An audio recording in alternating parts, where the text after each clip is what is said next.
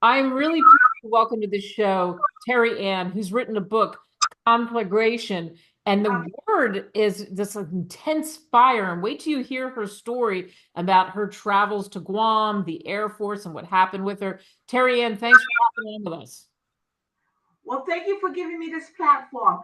I was looking for a word that described what I went through. And if you look at the photo, that's an actual newspaper picture that we made into the cover of the book.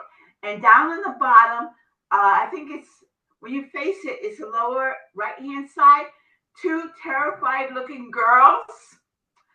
The smaller one was Betsy Chamorro. She lived in Guam. She was born there. And me, the big one, I was born in Haiti and went in the Air Force. And we became friends. And we were going to do a business. And when all of this happened, you have to read the conversation that we had prior to when everything went down. And I was talking to one person and I said, do you see how many times I told her we were going to meet Paul Santos that day? I told her like 12 to 20 times. And I was wondering what was wrong with her that she couldn't remember. And guess who we had to meet that day? Paul Santos. That wasn't who I was supposed to meet. I was doing numerology charts. I had sold one to a guy named Paul Pangolinan Santos. Guess where he worked? At a mobile gas station. You getting in the creeps yet? Yes. I handed him his numerology chart and it took off and we had money now. We could buy gas and make it back home. You have the idea that we were two broke girls. That is the truth. That was our story. Two broke girls trying to make a little business. Okay, so let's wind the clock back so everybody understands where we're at. Conflagration. When you're right, you're describing what happened on a terrible day with this gas tanker explosion, and Well, what that's what got you though. happened. Yeah, what got you to Guam though is thank you for your service. Is you were in the Air Force. How did that happen? My ex-husband was stationed in Guam and I went with him. I could have decided just to go home and ended up my career at in the military. But I didn't. I decided to stay with him for some strange unbeknownst reason. You know how women are crazy when they get married? Anyway, so I stayed with him and he retired and he went back home. And I had 6 months from the day he left when the military would have sent me back, would have paid for me to go back. So I waited and I was supposed to go back home on December 1st. If you look at the dates in the newspaper picture, on November 11, 1993, and today is November 11th, Veterans Day. Very important. This is how I remember things. I had this weird feeling, and I asked Betsy to take me to a particular church that everybody had a superstition about. So she took me to the church, and I went there and I prayed, protect me and everyone with me, because I was planning to fly back home on December 1st, and I would be going over the Pacific Ocean. And I was like, oh my God, I had this creepy feeling. I thought, what if the plane drops out of the sky with me in it? And people do not survive that sort of situation. So I went to the church and I said, protect me and everyone with me. And I done that duty. And then we went off on our way.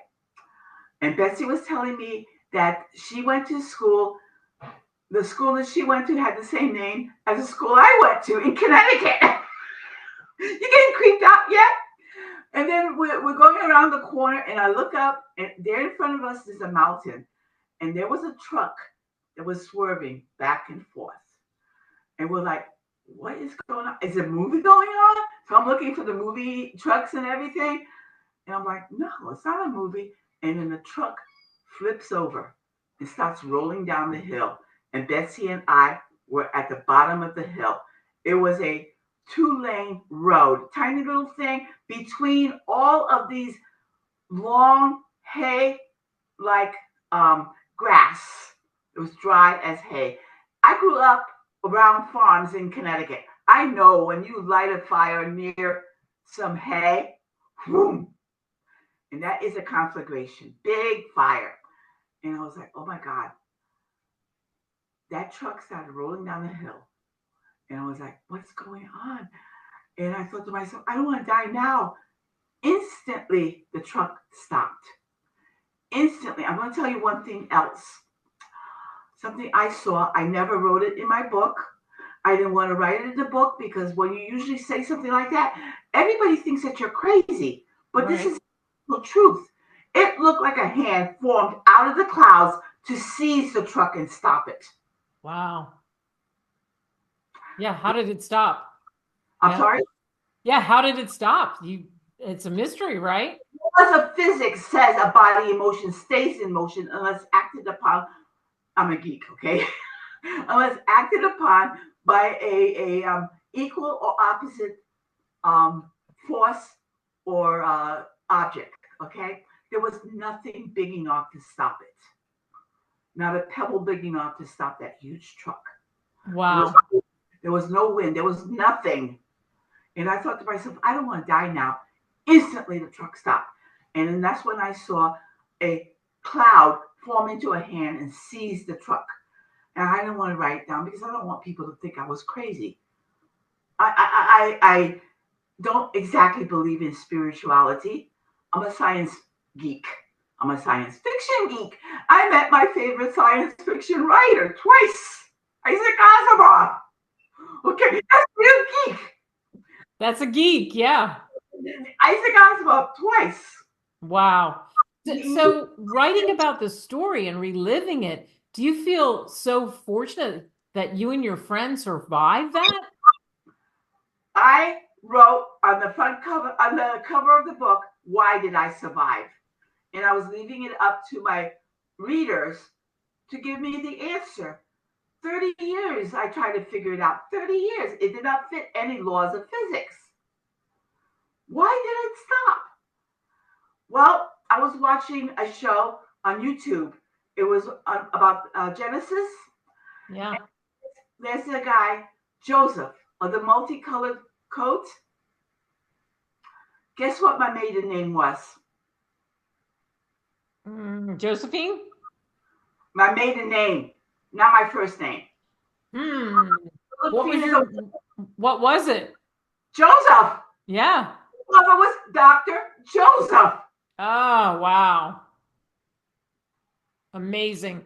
That gives me the chills, I'm sure. Like there's certain things that circle back, and I believe in that, and that's what you're talking about. And You know, so fortunate, that you survived too, and look at the life you've had because of it.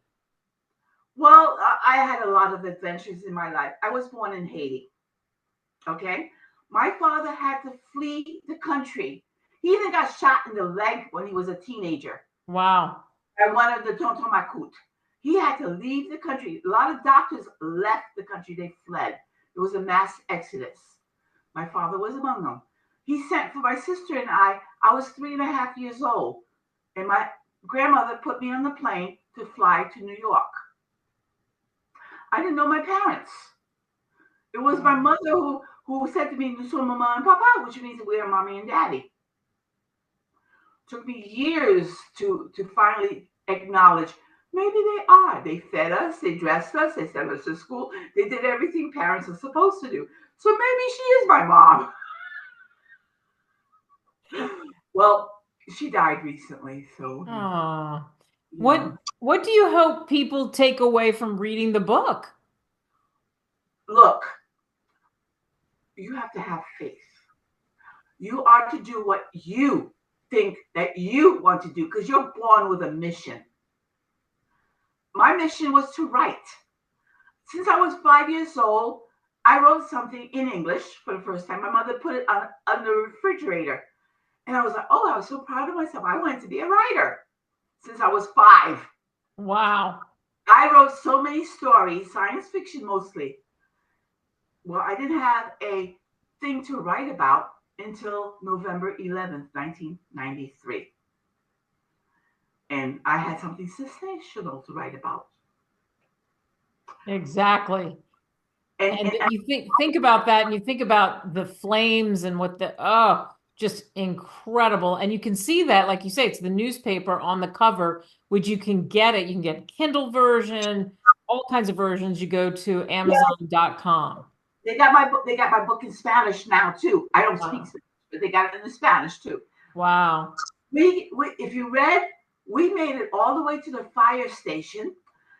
We were picked up by a girl named, her last name was Santos. Did you count how many Santoses are in the book? Robert Santos, who told us, be careful, it's dry out there.